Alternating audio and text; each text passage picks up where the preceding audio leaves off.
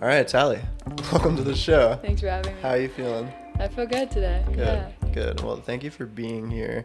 It's been a just pleasure getting to know you. So you've decided to include me in your storytelling series, which I'm honored to do. And, I didn't really think much of it. I'm like, cool, go take some pictures. But we hung out, talked, kind of like traded stories just about our lives, and we found that we have like so much in common, a lot of synchronicities, and just like found a real kindred spirit in you over the last 24 hours that we've known each other, and decided to run it on the podcast. So I'm super excited for this, and I hope that we can, have a series of conversations. We're not so sure how long this one will go because we're on an Airbnb time limit here. You got to check out of this place soon, but yeah.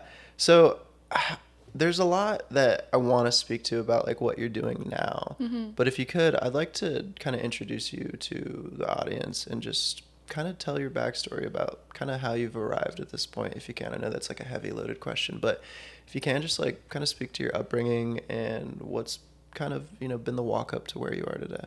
Okay. Yeah, I guess, where do I want to start? I felt unseen a lot of my life, and I felt like I struggled to fit in. I was a redhead growing up. I was always made fun of. Just struggled to make friends and find my people. I got lost in swimming. That was kind of my outlet for a long time, and then I quit swimming my freshman year of college. Okay. Where'd you grow up? I grew up in Pittsburgh, PA. Oh, yeah. it's dense. Yes. Yeah. Unseen in a big, dense city. Yes, absolutely. Okay. And I never felt like I was celebrated for what I was. I was always looked at for what I wasn't. I was always a quiet kid and very emotional, and that was never celebrated. So I just grew up feeling like what I was wrong. And after I quit swimming freshman year, I kind of felt lost, and then that's when I fell into photography and found out I was more creative than I realized. Cool. And then I found myself in an unhealthy relationship for about 7 years. When I finally left that, took me some time to heal, probably like 2.5 years. And then once I healed that, I realized a lot of my issues and core wounds were coming from childhood, and decided to take a deeper look at that. Introduced psychedelics into my life, and it opened up a lot for me. And then felt a call to ayahuasca, and then within that year of feeling that call, I ended up at the Mystical Yoga Farm, which was about a year ago now. I left corporate America on a whim through a lot of synchronistic conversations. This opportunity at the Mystical Yoga Farm fell into my lap, and I ended up at Lake Atitlan in Guatemala within like 2 weeks of leaving corporate America. Like the complete opposite of corporate America. Yeah. It's like the crunchiest place in Central America, like just so far away from that. How was that? Like, was that just like this cracking open moment? Like, how did it feel for you to go from corporate to that? It was very difficult, actually. Yeah. A lot of the people I was interacting with had been traveling for months at a time, and this was a whole new world to me. I'd never really been out of the country before this. That's deep, dude. That's a deep place to go. And I didn't even tell anyone I was going. My parents would have lost their minds if I told them I was going to Guatemala. So I told them after I booked my ticket, and I was already on my way. I'm like, by the way, I'm leaving tomorrow for 3 months. Wow. So yeah, I come from a family that doesn't agree with that lifestyle. So it was a big jump. The first month at the Mystical Yoga Farm was difficult. It was challenging. I went there with the intention of healing my childhood and really looking at some dark wounds. And a lot of the people there were on their own paths, right? And I didn't really fit in because I was working there. I wasn't fitting in with the karmic yogis. I wasn't fitting in with the people who were guests. And then I was just kind of this oddball out. Yeah, we As talked always, about that, right? like working in one of these kind of touristy places where people are all coming. Like, you're not one of them because you're not paying to be there. You're getting paid to be there. Right. So you're on this weird outside, and you're there for way longer. So you see all the shit behind the marketing, sort of, right? Yeah, I'm it's seeing weird. the full picture. Yeah. Yeah, it was definitely difficult the first month I was there, and then I felt myself start to open up more. There was one of the first days I was there, we did this touch therapy workshop, and I remember bawling my eyes out, and I didn't realize how touch starved I was. There were a lot of moments like that when I was there. Yeah. I struggle with intimacy, but I mean, it's gotten so much better since that trip, but it cracks me open in so many ways. That whole spiritual traveler world of Central America is so intimate. And like I've experienced that too. So we have some similarities there. I was supposed to go to the mystical yoga farm when I took my gap year when I was like 18, 19. And that's like kind of, I guess, a weird parallel and like why I was just like, oh, what? Like this, she's there? Like what the hell? And I was in Costa Rica at the time that we did connect with a bunch of people who had just come from there. So it was super weird. And I was like, I feel like I have to meet this chick and talk to her at some point.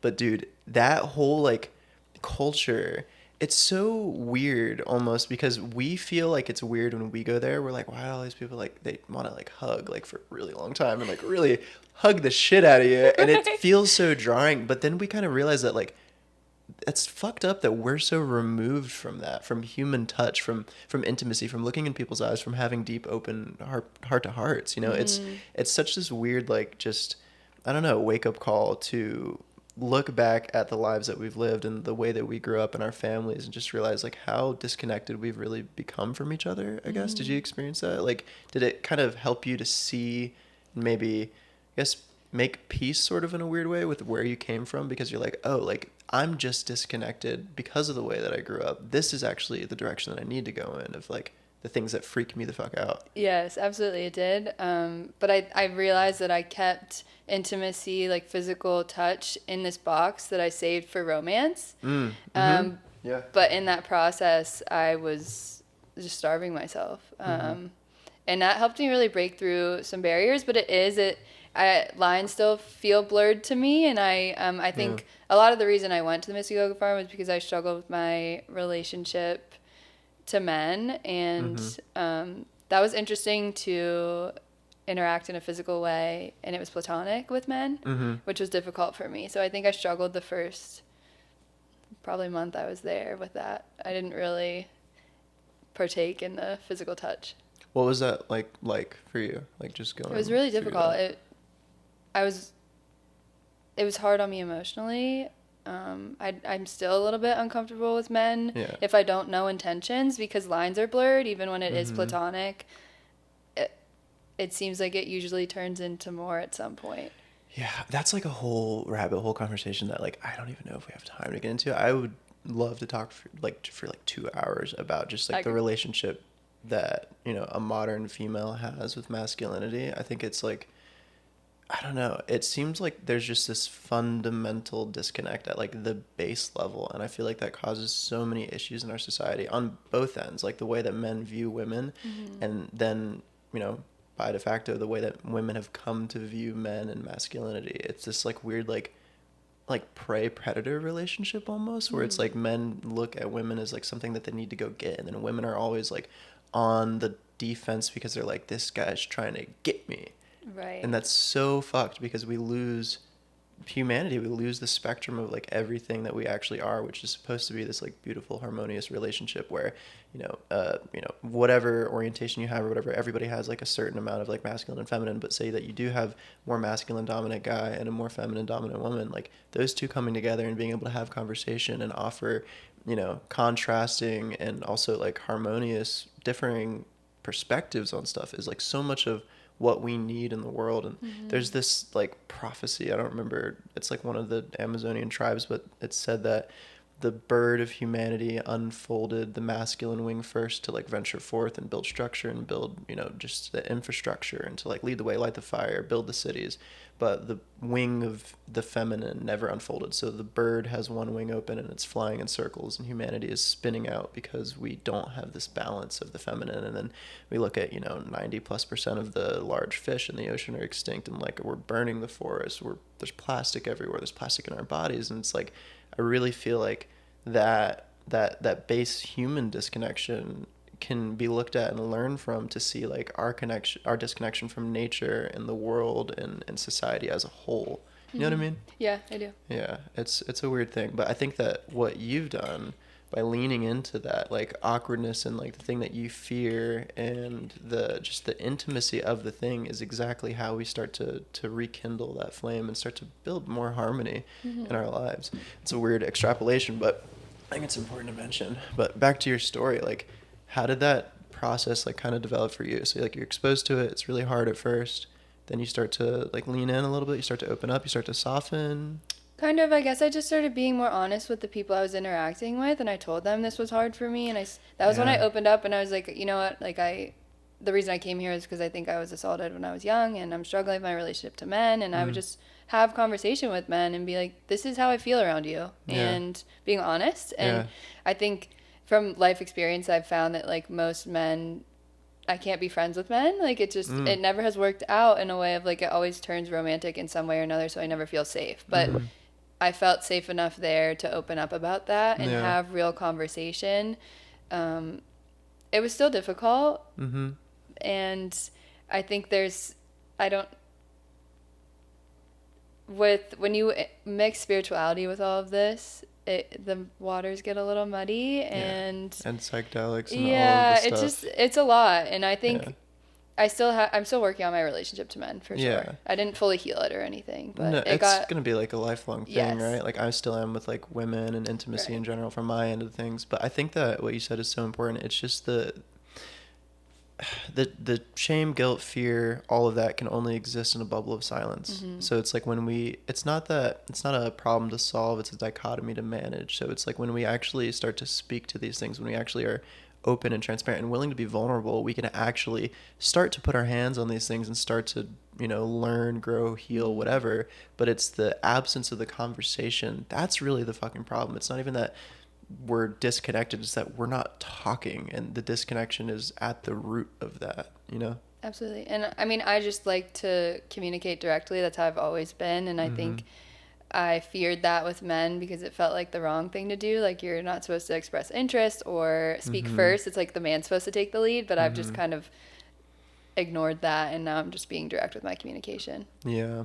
And it's weird too, because like in that model, like the men of today are so fucking not men too. So it's like we have these like kind of old standards of like how things should go, but like most of the dudes today are just like smoking a lot of weed, watching a lot of porn, playing a lot of video Yeah. games, ordering everything on Amazon, overweight, pre-diabetic. It's like Yes. not good at all, but I'm not gonna get into all that. So you go, you have this, relationship fall through. You go on this spirit quest, sort of, to Mm-hmm. Guatemala, and you start to find yourself. You start to realize some of the holes in the game. You start to face some of these things, and then what happened from there?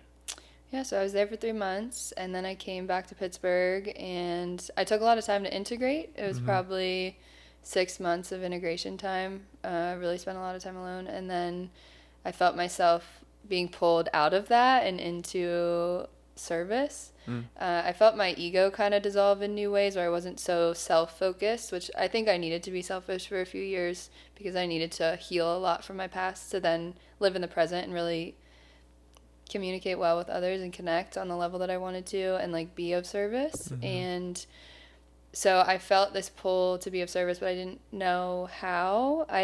I've played around with the idea of like life coach, but that felt icky to me. I didn't Mm-hmm. want that. It is icky, And trust like me. I'm like, well, I haven't built anything for myself. What am I gonna coach you on, right? So I'm like, Mm-hmm. I feel like I need to go out and build something, do something, like really be of service in that way, and Mm-hmm. then lead by example. Um, and then through a series of events, I had some falling outs with some people that left me feeling really unseen. And in the past, I would have just like fallen down and into a depression probably and been like, oh, here we go again. Like, no Mm-hmm. one's recognizing me. But in that moment, I chose to see myself, and I made a promise to myself, I'm going to see myself no matter what. And if it's within my control, I will help others feel seen in any way I can. So Mm-hmm. then from that realization, this was about a month and a half ago. Mm. From that realization, I then started to look at my skill set, and I was like, I can use my camera to help people feel seen and in a way that can be healing. And I have been doing self-portraiture for probably 10 years, and it's been a big part of my healing journey where when I'm feeling a big emotion or going through a big transition, I pick up my camera and I like to capture it, and it's been like really helpful in my integration process, and like to Yeah. hold on to an image of myself where I'm really feeling a new emotion is Yeah. so huge. So I thought like, well, why don't I give that to other people and like really capture them in their process and like help them feel seen. And then I came up with this idea of like an interview to better tell their story. And I do want to gain some traction online, and I know reels are big right now, and I also feel like I have the ability to help people feel comfortable enough to open up with me when I first meet them. Mm-hmm.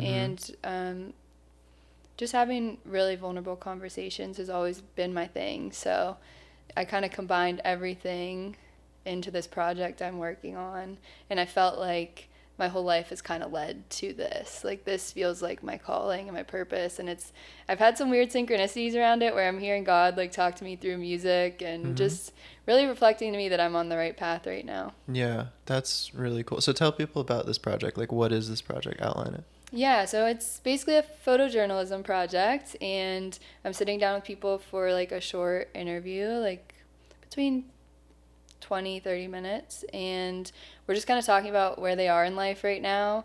I've been sitting down with people who are kind of doing big things in their area of life, some musicians, you obviously, just some women who are in the healing space. So I'm working with like a wide range of people, and I'm giving them the space to talk about whatever they're going through right now. And then based on that conversation, we're having a portrait session that kind of ties it all together and captures that for them because I want them to have that to hold on to. Cool. So Mm-hmm. you're like kind of diving, I guess, breaking the third wall, I guess, with people that are already doing things, musician, people that have like a platform online or whatever. And you're like, what is this? You're kind of like disseminating, like, what is it that you're going through? What does this process look like for you? And like kind of telling the story behind the thing that they're presenting to the world, Yeah, kind of. because I think that a lot of creatives are really tapped in, Mm. and I see it in people where it's not, I believe that creative energy is like this life force energy that flows through us, and the people Mm-hmm. who are really tapped in, you can kind of feel it in them. Yeah. And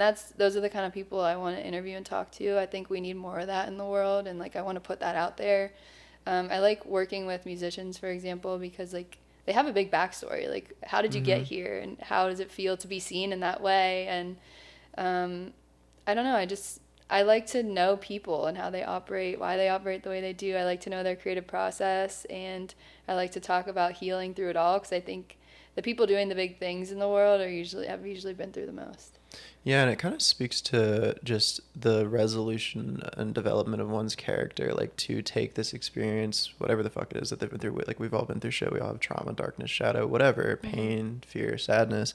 But to take that and to be like, I'm gonna be creative. Like that's always what's at the root of the creativity. It's a certain sensitivity to the world, and then Mm-hmm. the almost like a defiance, like a just a life force of being like, I'm not gonna let this depress me and cause me to hide away from the world. I'm gonna put it out there. I'm gonna alchemize this into something that means something that Mm-hmm. I can share and hopefully inspire other people. But I think that that's exactly like why I wanted to talk to you. Actually, it's the same thing, and it's really cool. Like this is, I guess, this like synchronicity or parallel that like we have. Like a lot of what you said is exactly the same reason why I'm doing this podcast. Is because I want to give people a platform and I want to dive into the people who are being looked at and admired online for what it is that they're doing and start to kind of illuminate the process that they're going through, because hopefully I think that a lot of our generation is really struggling just with themselves, with life, with the modern world. And I think that you realizing your story, realizing your hero's journey, leaning into whatever it is that you've been through and deciding you don't need to be a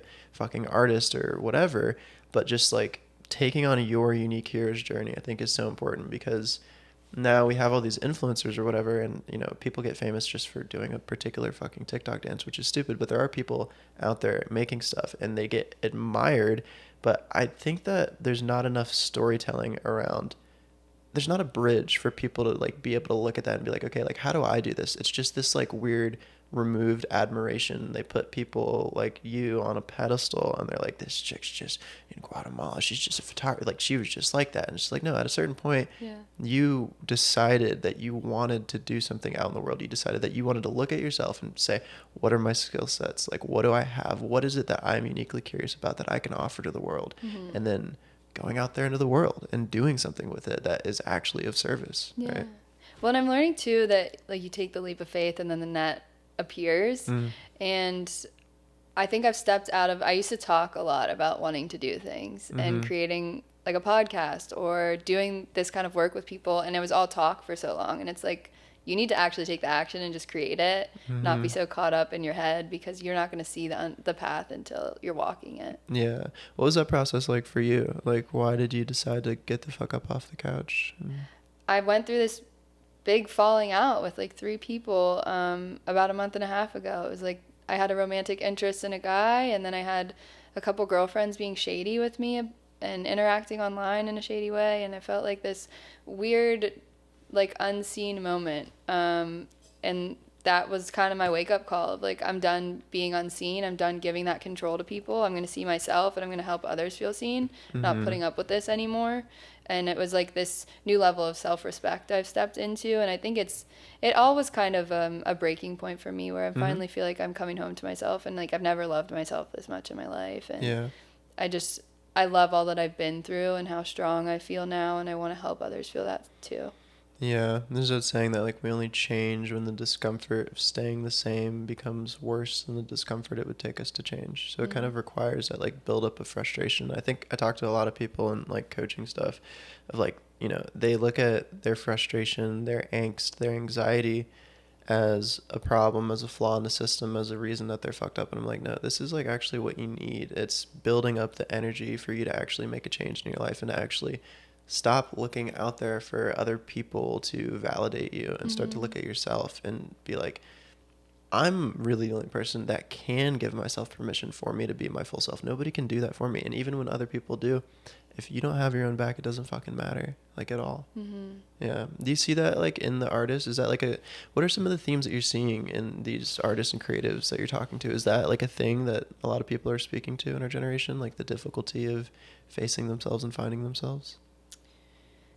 I think so. I think I've noticed a parallel in all of the interviews I've done so far that the Mm. hardest question for people to answer is, what do you love about yourself? Mm.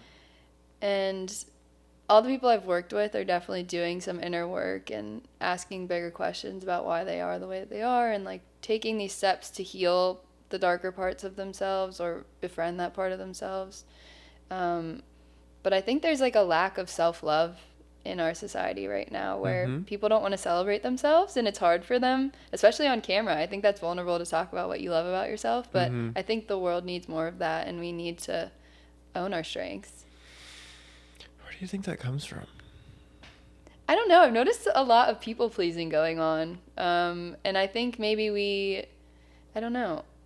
It's like we need some ego, right? And I think Mm-hmm. there's a lot of talk about like, don't have an ego. But Destroy your ego. Like, right. good There is luck. like, you do need to not only be self-serving. You need to be of service to others, but you also need a healthy ego in that, and like celebrate yourself because Mm-hmm. you have gifts that you can offer the world. Yeah, you have to be selfish enough so that you can be selfless. Right. Right? You gotta love yourself before you can love others. Blah blah Yeah, blah. Yeah. exactly. Yeah, I do wonder like where that comes from because it's really interesting. There's this whole like movement of Brits moving out of the UK and Hmm. coming to America because, and same with Australians too, because, especially in like kind of the creative and like whatever influencer space, they're like, we have this tall poppy syndrome that like you can't stand too tall, the tall poppy gets chopped, and you have this blue sky mentality in America where it's like all supportive and like for them we are that, but I see that same trend of tall poppy syndrome like encroaching here where it's like, I remember being in high school and like you couldn't like being called a tryhard was a terrible insult. Like trying too hard in gym class. Like you're Why is that a trying. bad thing? I don't know, but it was a thing. Like, Yeah. and it's this weird thing. Like, I think like we're just becoming nihilistic and cynical, even in America too. It's Mm. this weird thing, and I don't really know quite where it comes from. It's something I haven't like really been able to put my finger on. I guess it doesn't like really matter where it comes from. It just is that it's here, and like what do we do about it? So that's Hmm. like kind of where I focus. But I am curious, like how this stuff develops. I guess my supposition would be that it's, do you know about Dunbar's number at all? Sounds familiar right now. It's this like anthropological theory that we are made to exist in groups of 250 to 300 people. Anything beyond that is where all of our Yep. fucked up shit starts to come out. Like the cynicism, the nihilism, the narcissism, the psychopathy, the sociopathy, like all of this stuff like starts to come out when we're in these big groups. It's because like we have too big of a reference point that we can't like really relate to anymore. So we're trying to relate to everything and at the same time relating to nobody. It's like in New York, these big like really dense cities, or like, I don't know, probably in Pittsburgh too. You're surrounded by so many people and you're so fucking alone.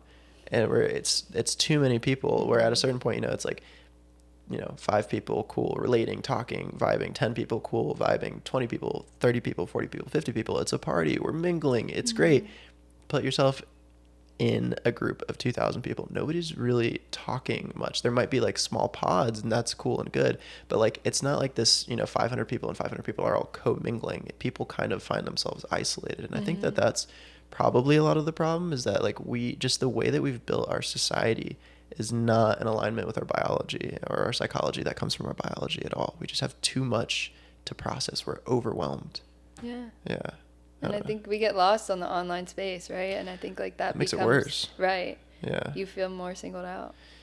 Yeah, and you feel like you're constantly comparing yourself to other people too. And that's like a really weird one, because you're comparing yourself to other people. You want to be like other people, but you don't want to give yourself a fucking shot. Exactly. Which is such a weird... You have to try hard.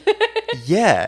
But like, it's like everybody hates you until you win. Exactly. Like no one's going to pay attention to you until you gain the following. Right. But like and the whole way up, people will be like talking shit. Like, who the fuck does she think she exactly. is? Going and doing this. You're doing these interviews, yeah. Yeah, and that's like kind of the thing where you need to have that self-love, because you will never get the fucking takeoff. I mean, some people, and when I meet these people that are rare birds, I'm like, wow, you have a friend group that like really loves you and supports you? That's amazing. Crazy. Your family like believes in you and invests in you, and they're just like, wow, that's... I can't relate to that, but okay. Yeah, I can't relate at all. I mean, shout out my mom. Yeah. Like, she believed in me enough to go to Costa Rica when I was 18, but like, it's still, aside from that, like, friends, whatever, like I found that it's just so rare that people really have a group of people that they can really connect with. And that's actually what I really hope Cope becomes, is more of a lifestyle brand, more of a collective and a community of people who are doing shit or want to do shit and just need, like, it doesn't really take that much. Like, if you're around 5 cynical fucking self-centered pieces of shit that are just bitching all the time, you'll be that. But you get around like one cool person. I'm sure you've seen it too, like you being that person now going through your journey, how you can just light this fire in somebody else, and like they just need it like water in the desert. They're like, oh my god, I've really wanted to do this thing so bad and nobody believes in me. And it's so cool to see that there is still that potential, and like people have the desire. But I think it's just that like we have these fucked up communities that are based off of proximity. Like the people that you hang out with post high school and college, they're just the people who you hated the least that you were surrounded by. Like, they were just kind of, a lot of times. Like, I find that most people that I talk to, like, I'm like, why are you friends with these people? And they're like... But you're not like that, right? They're like... around.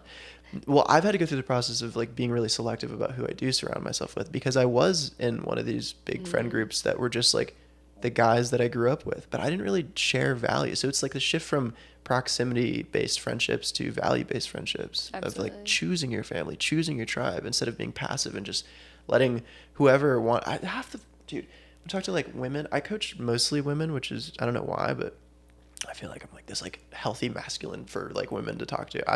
Trust me. You're probably a very healing space. I guess. I don't know. It's really... I don't know. I question it a lot. It's very interesting. But I do work with a lot of women, and like... I work with a lot of women in relationships who are like going through a really hard time. And a lot of times they're like trying to leave the relationships. And I find so often I'm like, why are you with this person? They're like, they don't know.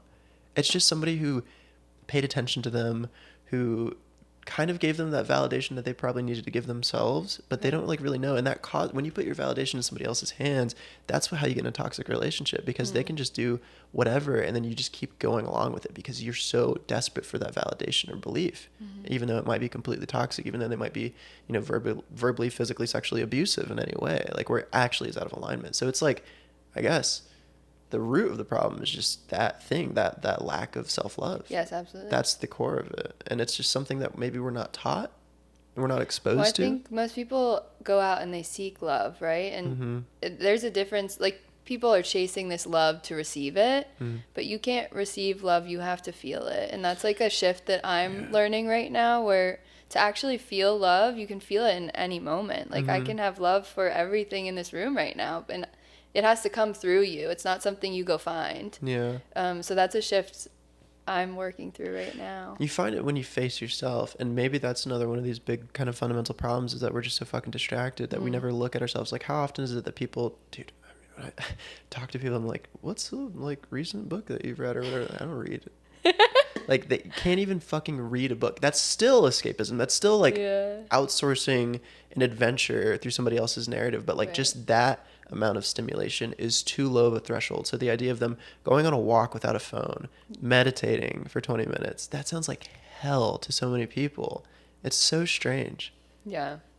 I also want to circle back about your community. Like, Mm. I think it is so important to be so selective about who you surround yourself with. Like, Mm-hmm. through my project, I feel like I'm kind of blocking everything else out right now, but the people I'm around building this project and bringing it to life are really lighting me up, and I'm around people who are doing things rather than talking about doing Yep. things, and it's really helping me drive forward. And I think that's so important, to surround yourself with people who are doing things and Yep. taking the action. And it's so helpful. Like, even being around you, it just feels like it lights me up to be around people like this doing big Yeah. things, and like I believe in this work. It gives you like that resonant frequency where it's like kind of echoing back the same thing that like maybe like a little bit lower that you're just like keeping alight, and then it just adds fuel to that. And it's like, no, yeah, let's keep going. It's literally what I told Cameron right before I left. I was grabbing a light from him, and he was like, "How's the photo shoot? How's that girl that you did the photo shoot with?" I'm like, "Dude, she's one of the people. She's out there. She's doing the fucking thing. Like she's actually." He's like, "Oh, she's like, what's she up to?" And I was like, "She's just like on the strip. She's like doing these shoots." He's like, "Oh, she's like fucking doing it. She's one of the ones." I was like, "She's one of the ones like out there." I just find that I hope that this podcast, this platform, the thing that you're doing, the thing that I'm doing, and hopefully we can, bridge to social media in a way that is a little bit more authentic. I think that there's like this opportunity for a new version of what it means to be a creator, a creative influencer. I fucking hate that word, but it's like if we can, instead of bitching about it on the sidelines, if we can actually go out there and make the content that we want, make the connections that we want, build the community that we want through us just making this connection now, we can then hopefully somebody else will see this and be like, yeah, like I can do that too. Yeah. And hopefully through the art and the stuff that we're making, like we can continue to plant those seeds and light those fires all throughout, even within our small circles, but it radiates outwards, right? Mm-hmm. How have you felt like navigating social media? Oh, Yeah. that's a big I question. know, because I have such a hard time. I mean, it is that thing that I just said, like, I mean, I felt the same way about life coaching, about health coaching. Like, these are things I was, like, fucking disgusted by. Mm-hmm. Just felt completely unrelatable. All the TikTok dances, all the fucking shit. Just, like, fuck all that. I just viscerally have such a reaction to it. Not only because I'm, like, fuck that, because it's fuck that, but then because there are engineers that devote all their time, very smart people, to making me as addicted as possible to it. So it is like pure just cocaine level dopamine addiction. Yeah. So I am like, fuck this brain rot shit, but it also is just like pulling me in. So I've had this like weird contentious relationship with social media where I have kind of like stifled myself over the past like 4 or 5 years because like I don't know, I'm just like navigating the contention in the relationship, but I think that it comes down to the thing that I said before about, you know, bitching about it from the sideline or fucking doing something about it. So what I did with coaching, I was like, I can either talk shit about this industry because a lot of like, blonde chicks in Venice Beach are like breathe love and like that whole thing, but like, okay, then go be a better version of it. Same thing with social media. It's like, go be a better version of it. So how do you feel like navigating social media? What's that been like for you as you've really been stepping out? Because like I've seen you never like really posted any fucking videos, and now you're like doing these like get ready with me things, and like I fucking love it because they're cool and they're authentic, and I'm like, Thank you. yes, like this is real, like you can feel it. How's that been for you? Well, I think I make it a point to create more than I consume, and I've always made that a That's point. the Like, thing. it's like you can't consume too much, and then Yeah. I get in my head, and I'm Mm-hmm. overthinking and comparing myself to everyone else. Yep. Um, that, and as I love myself more, it's easier to just show up online. But I think I've always showed up authentically online and always put my heart out there fully. And it's weird as I've grown up, like I've met people through the online space, but then when I meet them in person, it doesn't feel like they're actually who they're putting online. That's like the norm. And it's crazy because I'm like, wait, I've been showing Yeah. up fully online. Like, I want people to feel like they know me Yeah, through. like what kind of act are you running, dude? Right. And then it's confusing to me because I'm like, Yeah. who are you actually? Yeah. And yeah, that's been a jarring experience in itself. And I think Yeah. to be showing up vulnerably and authentically and then be meeting people who aren't and it feels more like a show, it's interesting to navigate that. But I want to change the space. I want there to be more real, honest conversation, which is, I mean, why we're bringing these conversations to life. That's exactly like why I was so stoked about your thing and being a part of your project and then having you come into my project too. Like I think that we have this opportunity to be this like new wave of creators who are the people who are sensitive, who understand the bullshit, but actually also need people to be like, no, yeah, like don't just like swear it off. Like come out here. Like you that like hates the bullshit, like trendy shit the most. You should be a create. You don't have to be a creator or whatever, but your voice matters too. And like our generation, instead of just like allowing, it's a very small margin of people that are making the cringy TikToks and like all of that shit. It's such a small portion of our generation, and there's so much more that our generation has to offer, but we've like either we're dopamine addicted or we've completely sworn it off. And I think like finding a balance of like engage with it, but do so mindfully, do so intentionally, and do so in Yes. a real and authentic way. And that's why I love podcasting so much, and that's why I also love photography and just really like getting into the art forms of these things, because it takes effort, I think, versus like a ring light and a TikTok dance. Like it requires you to really invest in the thing, and that brings about a certain vulnerability and intimacy through that process. You know what I mean? Yeah, well, and there's a different level of depth there, right? Like Mm. I don't want to go viral quickly. Like I Mm-hmm. want to build a community that really gets behind my message and believes in what I'm doing. And Mm-hmm. I want when you come to my feed to like be intrigued to go deeper and like really look into stories. I don't just want it to be some quick thing that grows. Yeah, I want like to be intentional about a things. trending Yeah, audio. no, and I want to Yeah. be I think this is like a lifelong journey for me. I'm not interested in like quick Mm-hmm. success. I'm interested in being known for this thing I'm trying to bring to life, and I know that that might take time. That's like the other kind of difficult part with it is like if you're not, so I don't want to like talk shit about anybody specific, but I have friends that are like in the health space or whatever. They're like health coaches and like whatever fitness health kind of guys, holistic health. And like I remember having like the same follower count as them, which is such a dumb metric anyways, but I remember like having this like kind of meet up with like this little like mastermind. We're in this group of like all these like dudes and like a couple of ladies that were doing the same thing. And I remember like seeing them just like posting like 3 times a day and like doing all these like trends and doing all these things that like I just did not fuck with. And I remember talking with one of them who had like blown up massively, and this was like 5 years ago, where like blowing up that big on Instagram was like pretty rare still. Mm-hmm. And he's like, dude, you just gotta like do, like, he was having a kid, so he went Okay. through this transition of being like, I'm gonna do whatever the fuck I have to do to blow this page up, because he like really needed to make it happen. And he's like, this, he was like literally scraping people's like emails and phone numbers from their like Meta account basically, Wow. and was like doing like this crazy like backdoor like marketing shit and like email chains and like all this crazy shit. And I was like, I want no part of that. It was him doing that stuff, which was like questionable, and then another guy just making these like super cringy videos, just like on repeat, just like doing it. And I've like watched them just blow up and like make all this fucking money and do all this stuff. I'm like, I actually don't really want to be a part of that at all. And I've Mm-mm. met some of these people in person too. I'm like, this is Yeah. weird, dude. Like, this is so fucking weird. And I think that part of the issue is that like we have to develop skills that allow us to have a slower burn. We have to like find ways. We have to be more strategic. You can't just be an influencer for the sake of being an influencer because you want to be popular. Like, you have to have an art form, and you also have to find a way to make it sustainable long enough so that you can continue to just make things that are authentic to you.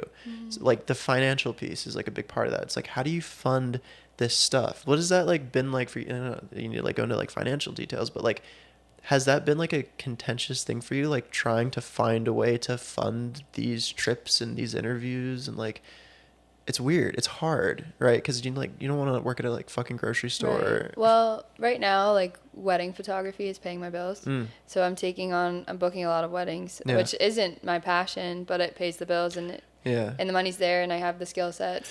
yeah. And it's a So related skill set too that yes. allows you to hone, Well, and right? it's funny, I've actually started diving into videotaping my clients that I work with for weddings. And like Mm, before our engagement session, I'll have a little moment with them where I'm like, tell me how you fell in love. mm, And I'm going to start running that on my socials as well because I just want to connect with anyone I can. mm-hmm, I think I want to come back to the idea of a slow burn. Like I think I'm just falling in love with a slow burn in every area of my life. mm, Like building relationships, building a business, building this project. It's like I'm falling in love with the process of it, and I'm not mm-hmm, so concerned about anything else. And finances come and go, and I'm mm-hmm. not attached to, I don't know, wealth in a way of needing a lot. I want to have enough to do what I want to do and bring this Yeah. project to life. And I don't know. I don't like to try to control my finances too much because it comes in unexpected ways. Yeah. I think that there's a lot of good stuff in there that people can take away. Like, just find a skill and develop it in a way that is like not, I mean, wedding photography might not be your passion, but it's better than working construction. Yes. right? It's still in my realm of what I'm doing. Yeah. Like, I'm still behind the camera and I'm connecting with Yeah. And people. you're getting better at photography, like, Right. consistently. I have this conversation with Cam. I've been having this conversation. He's literally going to do engagement photos like in a few Go hours. Cam. I'm having the same conversation where I'm like, dude, like, and he's like, I want to work these construction jobs. I'm like, dude, like, go do freelance photography and videography. Even if you don't want to do wedding stuff, it's still closer Yes. to what you want to be doing And it might than open concrete. doors, right? When you have a It camera in your does. hand, people are like, what do you do? I want to know more about you. Let me It see your work. 100% does. I'm like, dude, just like fucking put yourself out there. And I think so. It's like you have to put yourself out there. You have to have a skill that you can leverage. Mm-hmm. And then you also have to have a long extinguishment curve where it's like you can't lose if you don't quit. So it's like, I think a lot of times people go through, there's this great fucking chart. I'll try to like put it in here if I can. But it's like we have uninformed optimism, and then we go up into, we're just climbing up on uninformed optimism. So we have no idea, we're naive, and we're just stoked. And then we get up, and then we crash down into informed pessimism because we learn about like how difficult it actually is. I didn't blow up in 3 months. I didn't blow up in 6 months. I didn't blow up in 9 months or a year. And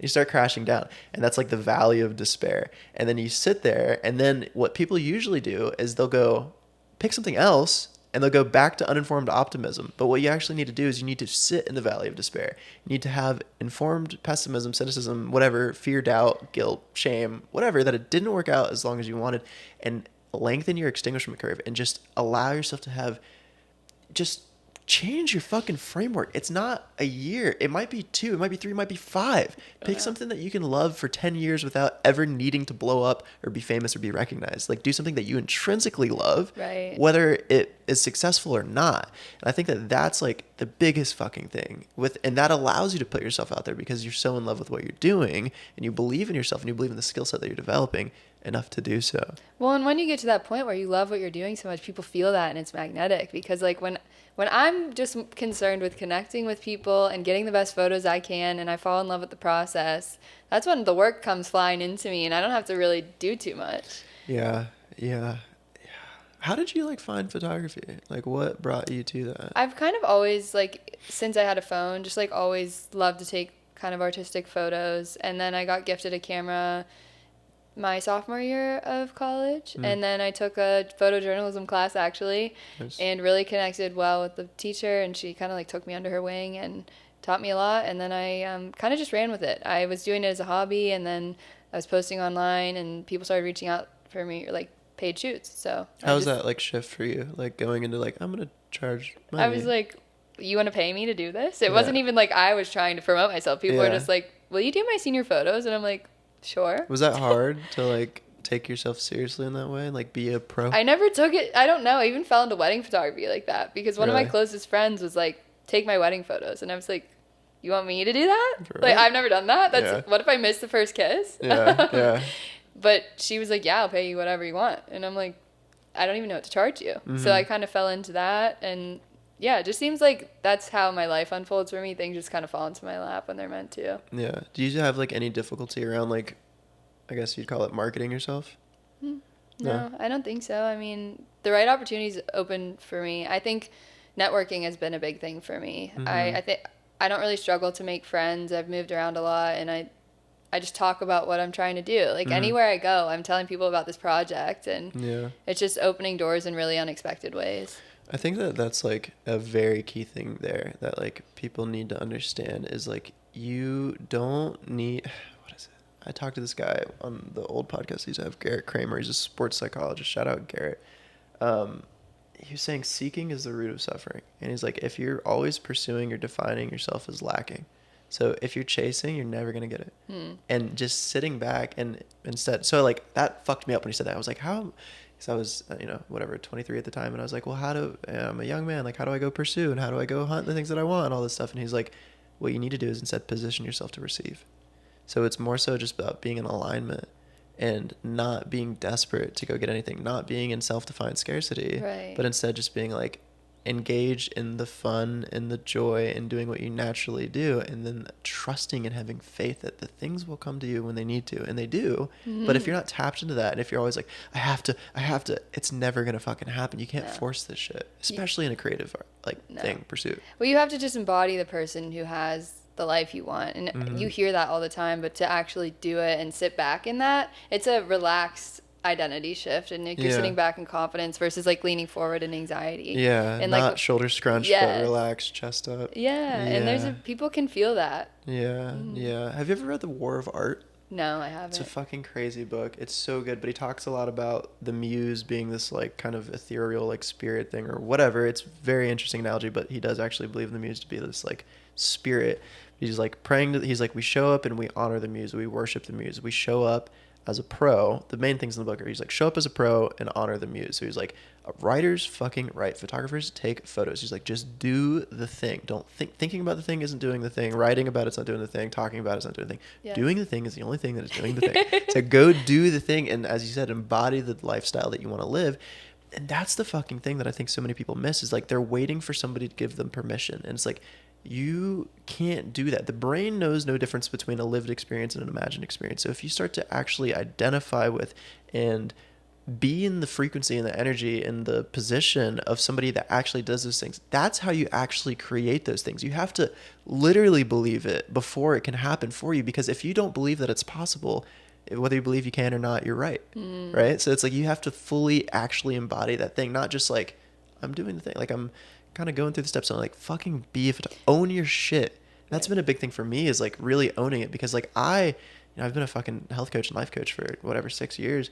I have such a hard time, or I had, I'm a lot better about it now because I've been working on it, but I had such a hard time when people are like, what do you do? I'm like, I'm a You health didn't want to coach. tell them you're a Yeah, coach. I'm a coach. It's a little cringy. You're like, oh. Yeah, that cringe thing is so weird. Just like, I don't know. It's that tall poppy syndrome of just like not wanting to own your shit, because when you own it, when you put yourself out there, it's vulnerability, and vulnerability. Like, you can't be vulnerable if you don't have the potential to be ripped apart. Mm-hmm. Like, you have to be, there has to be risk implied. When I think we all go through some period of time where we feel cringy in whatever it is that we want to do. Mm-hmm. Like, even I would love to just be a content creator and like push what I'm building out, and like that's my life. Mm-hmm. But like to own that before the following comes feels scary, and to like talk about that. Yeah. But that's the path to it. So Why it's like, is that? What is cringe? Wait, right? Like, why can't we just not? That's feel become a that? thing now too, where Maybe that's people what like we just need. comment. Dude, I get like ripped into or whatever Do online. people comment that you're cringe? Oh yeah, oh yeah. Why? Dude, I don't know, but I dunk on people in my comments like all the time, because I'm like, dude, I got time today. Like, let's get into it. Like, I'm like people are like, I think it's cringe to not try. I Like- think exactly, dude. Like, Sorry that I'm trying. You have 2 posts and you're hover handing in your profile picture, dude. Right. Like, shut the fuck up. What are you doing? And it says art. What are you doing? What are you doing? You have Where's 5 the posts. art? Where is it? What are you doing? At least I'm putting myself out there. You fucking Exactly. loser. Like, what the hell is And I going think on? people who are doing more than you are never going to have anything negative to say. Right, it's always the people that are less than Yes. you, right? They're Not that always going to look anyone's, up and like, tear people lesser, down. but they're well, not like putting less in themselves terms of out there. exactly that. Like, You're a you're mirror for them, afraid, probably. right? And so it's like you being like you saying that somebody else is cringe means that you've just been triggered. And that you Sorry feel that I insecure. triggered you. Sorry you're insecure, dude. Sorry that I'm trying. Sorry that I'm facing my insecurities and Yes. putting myself out there. It's such a weird thing, and it's just like keyboard warrior mentality that like people get points for calling other people cringe, and it's just like, dude, at least I'm trying. Like, I had this podcast with This Is Really Soldier, which is like a super contentious subject to put out there. Like, I knew I was gonna get ripped into, but so much of like what people were saying, like I do, like, and you know, people are always like, why do you talk to people in the comments? I'm like, I think it's important to engage with these fucking idiots, like, because they're not actually idiots. They're good people. They have a good heart. You are a real human, but you're acting like a fucking sociopath in the comments because you're completely removed. It's a keyboard thing. Right. You've never been hit in the face. You'd never say this to anybody in person. Right. Well, you're probably just living out of alignment and wish that you could be living in a more fulfilled way, right? And it's easier to call somebody else cringe than to actually do it. Right. You don't want to own your cringiness. Yeah. So Like, you what have like you make tried fun of to others do? for doing it. Yeah. And that is the tall poppy syndrome there, like popping up in America and online spaces too, of like, it's so much easier to tear people down. But it's like, yeah, I think that's another thing that people struggle with. And I hope that, you know, I don't know. I try to just embrace it and like lean in, and like that's why I want to engage in the comments too, because I want people to actually see. I don't want to just ignore it. I mean, most of them I do ignore for sure, but like I think it's important for people to see that like I'm a real human being, and that like it's not easy to put yourself out there, but it is the requirement of doing great things. Like you Right. do have to be willing to be in the reticle of criticism. Like it might happen, you know. It probably will happen. It's definitely gonna happen. Somebody's gonna call you cringe. It's a rite of passage. I don't know. Yeah, Like, yeah. But like starting to look at that instead as like a signal that you're actually on the right path is really good. Like I look at that as really a soldier conversation. I pissed both people off, like the pro-Palestinian people and the pro-Israeli people off, and I'm like, oh, okay, like this is good. I'm on the right track. Yeah, I'm balanced. I've pissed both people off. Like that's where I want to be, because like yeah, I think it's just looking at like just having a reframe and having these metacognitive practices, contemplative practices, meditation, journaling, whatever it is, that prayer, any sort of thing like that, where you can actually like start to look at yourself and challenge yourself. That might be therapy or coaching as well. I think it's really important for you to like have the capacity and the ability to start to design your framework and reframe things. Like just looking at that, like looking at the criticism is like, okay, cool. Like I'm on to something. Like you wouldn't be getting criticism if you weren't doing shit. Like Right. it is not a bug in the system. It is a feature of the system. Like that is what you want. You don't want to be criticized, but you want to be out there enough that you have the potential to be criticized. Right. Right. Need to find a way to let it fuel you. Yeah, exactly. And just like, don't take it fucking personally, you know, Right. obviously. It's more of a reflection of the person making the comment than it is you. And most of the people also are like pretty nice and like pretty cool. Like when you actually like talk to them, they're like, "Oh wow, you responded. I'm sorry." Like it happens all the time. I get in these like huge debates because I talk about like a lot of health stuff, and health has become very like controversial or whatever for whatever fucking reason. It's become health and fitness and nutrition weirdly has been I linked to conservative ideology, which is like really weird, and like toxic masculinity, which is like really weird. And then during COVID, like I was, you know, I'm not an anti-vaxxer or anything like that, but I was definitely like hesitant and skeptical. I'm like, yo, how long were the get trials on this vaccinated, shit? so- Like, how long were trials, dude? How long? Yeah. I was just curious, and I got so attacked by so many people that I knew very well, and I'd have these conversations, and still now when I have these conversations with people, like they want to come at me in the comments, I'm like, you know what? Like you're right, you have a point. Let's go live in 30 minutes, and we can talk about this in front of everybody. Nobody ever wants to do it. Nobody, not once, ever wants to have a fucking public conversation. So you have to like, if you're gonna be creative, you're gonna do anything in life, whether it's public facing or not, you have to be willing to wade through that stuff and understand and reframe it, that it's like it's going to happen. It's not a flaw. It's supposed to happen. It's part of the process. It's like the cost of entry, right?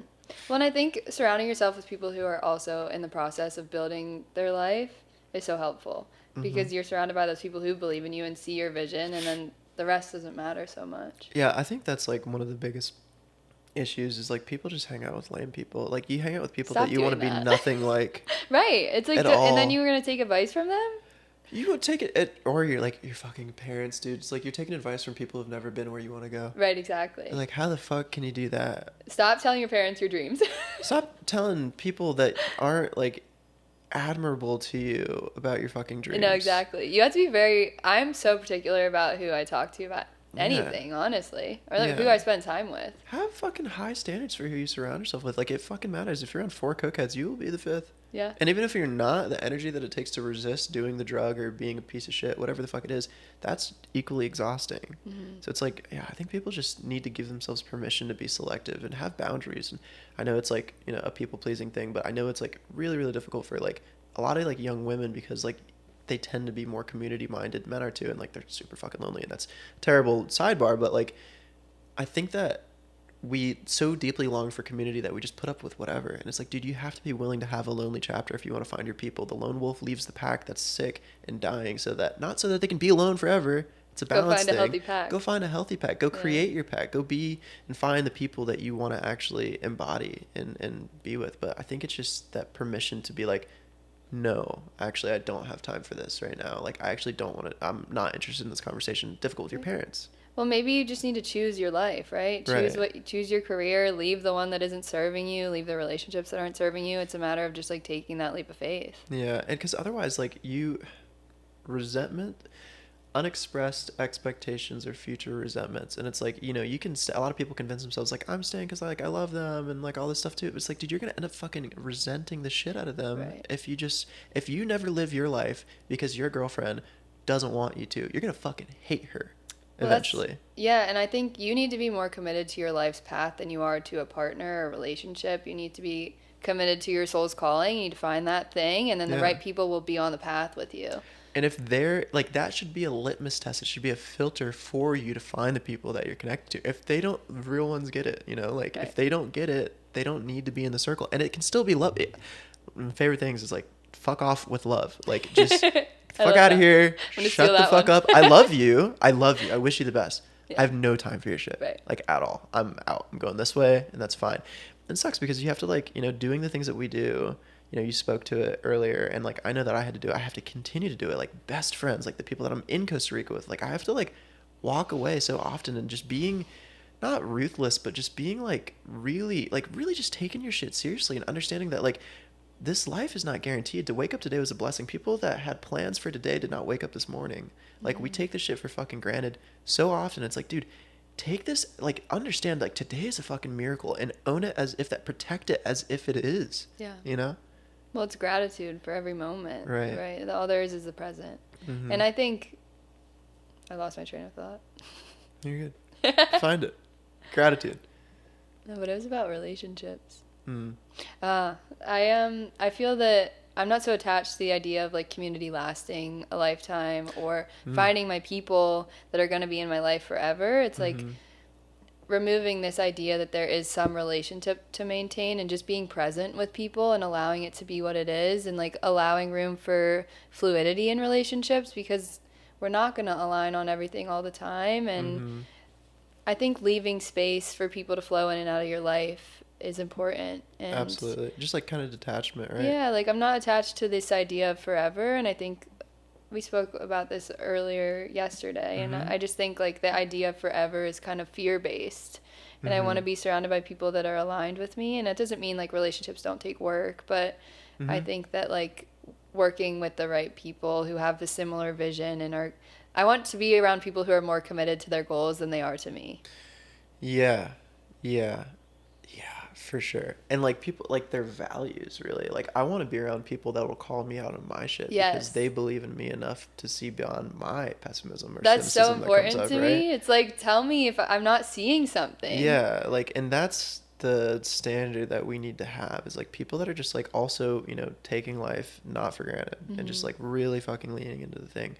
I think that like impermanence in relationships thing is really interesting, but I think it can be like, I think people like would have a hard time about that because there is so much fear entrenched into it. And I think you have to be willing to like really look at your ego and attachment and fear of death and loneliness never being enough to get there. Right. But I think that it can be kind of linked to presence, and it's really just being like very very present in the thing and Yeah. understanding that like sometimes, you know, your paths may cross at a time, but it doesn't need to be forever. And if you're really being present, you will be able to flow. Like presence is what allows us to flow because we're there as the ripple comes on the wave that we're riding and then we pivot around or whatever. But if you're looking Exactly. out there all the time and you're attaching your ego or your security and the future of what this thing means and the story that you're telling yourself, the story that you're telling yourself should be your fucking hero's journey. That's it. Mm-hmm. It doesn't need to be this whole thing where I make this relationship my sense of self-security or self-worth. Yes. Yeah. Well, I mean, it is. It's just all about being present with the person right here and now. And if you're off thinking about the future, you're not with them right now. Mm-hmm. Yeah, exactly. And if you're, yeah, exactly. Yeah, like, what are we? I don't know, human beings. I don't fucking know. Like, we're here. It's Tuesday. Like, I don't know what's happening. But yeah, like, well, what am I going to tell my parents? Like, why do you need to tell your fucking parents anything? Like, this is our relationship. This Exactly. is, you know, it doesn't need to involve everybody else. It doesn't need to be up to snuff to be approved by everybody else. It should be betwixt us. Mm-hmm. That's it. Mm-hmm. Betwixt is a crazy word to use there. But yeah, cool. Well, I don't want to keep our Airbnb guest guy running Sorry, too Alan. long. Sorry. Shout out, Alan, West Asheville, great house. So what does life like for you, like moving forward? Like what are you in this present moment? You know, because it's like yes, there's presence, but also we have to look forward. You have Maybe to just look like forward the a ones little and the bit. twos, not the threes and the fours, but the ones and the twos. We can Yeah. get the next step going. What is like life looking like for you as you do like move through as you're moving through this phase? You have this project going, you're feeling in yourself, you've gone through this big spiritual awakening, you're finding yourself, you're finding love for yourself, you're finding intimacy with the world again, you're a little bit raw, it's tough, it's scary, it's beautiful, you're on this adventure. What are you feeling into for this, like, this chapter? Where are you moving? Where are you going? I'm feeling so much self-love and gratitude, and I'm just falling in love with the process of bringing this to life. And I'm kind of looking at this project by project, and like I'm booked out. I have 15 sessions coming up within the next like 2.5 weeks. So I have a busy couple weeks back in Pittsburgh, and I am excited to see where all of this brings me when I finally get it all edited and out there, because I don't know when I'm going to have time for that. But yeah, I know I want to leave Pittsburgh. Yeah. I don't know where life's going to take me, but I think it always works out in synchronistic ways for me. So I know I'll end up where I'm meant to when I'm meant to. I feel called to nature, and I feel like I want to leave the city, but I don't know what that looks like yet. So I'm just kind of taking it day by day and like allowing it to unfold and just enjoy the process of it all and try to find some joy in the city life, because I know it won't last forever, and I'm sure one day I'll look back on that moment and, you know, miss it a little bit. So Yeah. I'm trying to enjoy that process of it all coming together. Cool. Yeah. Cool.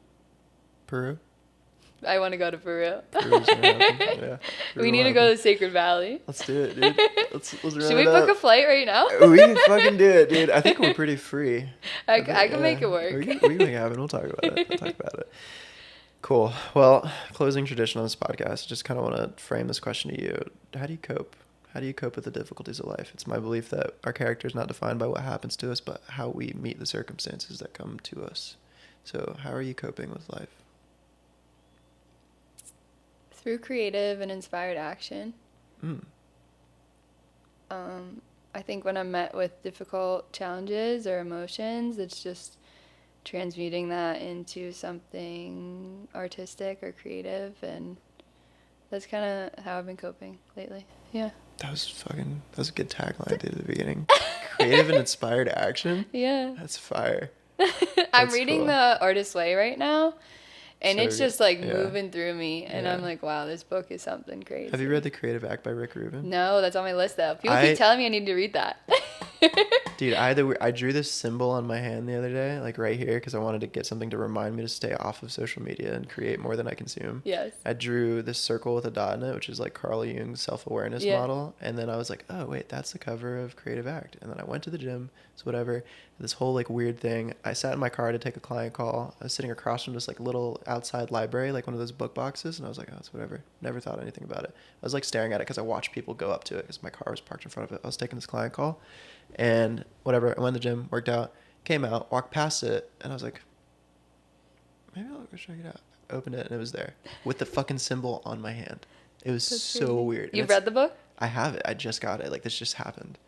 And it's like a new, like, that's not a common street library find. That's a new book.